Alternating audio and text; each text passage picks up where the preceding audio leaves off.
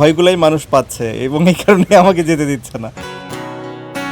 বাংলাদেশ তো বটেই, বিশ্ব ক্রিকেটের ইতিহাসে এমন আত্মবিশ্বাসী ক্রিকেটার খুবই কম এসেছেন, যার নাম শুনলেই কোটি ভক্তের আবেগ জড়িয়ে যায়। আর সেই নামটা যদি হয় সাকিব আল হাসান, তাহলে আত্মবিশ্বাস আর আলোচনার কেন্দ্রবিন্দু দুটোই তখন অবিচ্ছেদ্য, অভিন্ন। প্রায় 2.5 বছর ধরে দেশের মাটিতে পা রাখতে পারেননি বিশ্বসেরাই অলরাউন্ডার। রাজনৈতিক টানাপোড়েন, আদালতে চলমান মামলা আর অনিশ্চয়তার জালে আটকে আছে তার দেশে ফেরার দিনক্ষণ। কবে ফিরবেন, আদৌ কবে ফিরতে পারবেন, এই প্রশ্নের উত্তর এখনো অজানা। কিন্তু একটা বিষয় নিয়ে সাকিবের মনে কোনো দ্বিধা নাই। তিনি জানেন যেদিন তিনি দেশে ফিরবেন সেই দিনটা হবে অন্যরকম।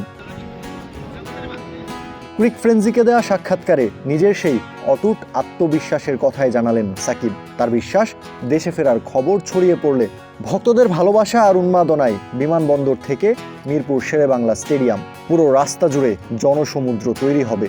শুধু একটা রাস্তা নয়, অচল হয়ে যেতে পারে গোটা ঢাকা শহর।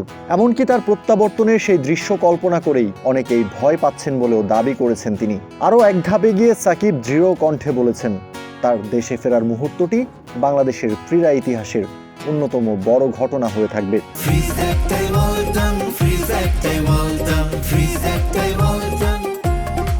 যদি আমার এরকম হয় তাহলে অবশ্যই সেটা স্মরণীয় হয়ে থাকবে বাংলাদেশের স্পোর্টসের ইতিহাসে, এটা আমি জানি, এটাতে কোনো আমার সন্দেহ নেই। মানে ব্ল্যাক আউট হয়ে যাবে পুরো ঢাকা, এরকম কিছু ফিল করেন যে হচ্ছে একবারে মেবি এগুলা নিয়ে অনেকে ভয় পাই, এই কারণে আমার এই সুযোগটা হচ্ছে না এখনো যে আমি গেলে এরকম হবে কিছু। আপনার কাছে মনে হয় না যে হচ্ছে আমি এয়ারপোর্টে নামলেই হচ্ছে এয়ারপোর্ট থেকে শুরু করে মিরপুর, আমি তো বললামই, আমার ধারণা এরকম মানে ভয়গুলাই মানুষ পাচ্ছে এবং এই কারণে আমাকে যেতে দিচ্ছে না।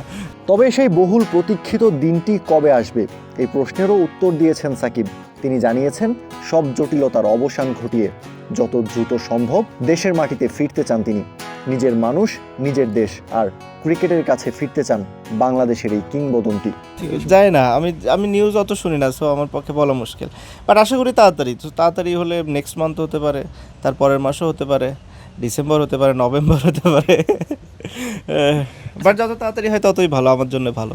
সময় বদলেছে, পরিস্থিতি বদলেছে, কিন্তু একটা সত্য এখনো একই রয়ে গেছে। বাংলাদেশ ক্রিকেটের সাকিব আল হাসান কখনোই অপ্রাসঙ্গিক নন।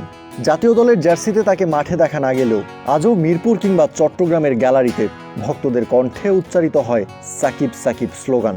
কারণ কিছু তারকা শুধু মাঠে খেলেন না, তারা জায়গা করে নেন মানুষের হৃদয়ে।